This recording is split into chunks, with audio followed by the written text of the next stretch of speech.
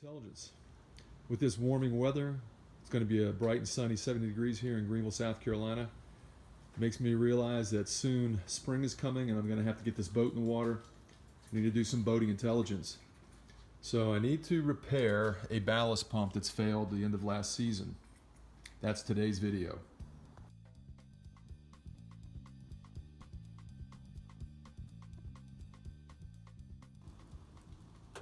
About 3 or 4 years ago, I bought a couple sacks that came with this ballast pump setup.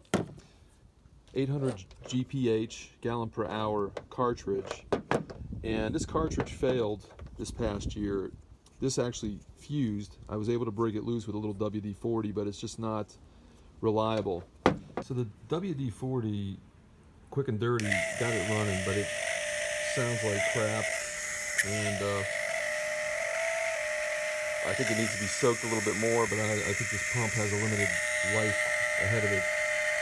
I went online and I found a more powerful pump. This one's 1100 GPH, and it fits perfectly in the housing on this original pump.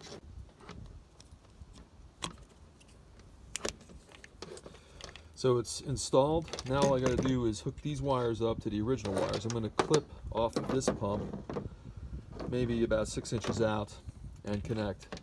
Brown is obviously positive, black is negative. All I got to do is figure out which is positive and negative on this by hooking up to a battery. Using a multimeter in my 12-volt battery, I figured out which one was positive, which is this one. I'm going to go ahead and connect that up, make sure I have the proper polarity on these wires, and then this thing should be ready to go. Pump is plugged in, and as you can hear, it's running. Now ready for some wakeboarding.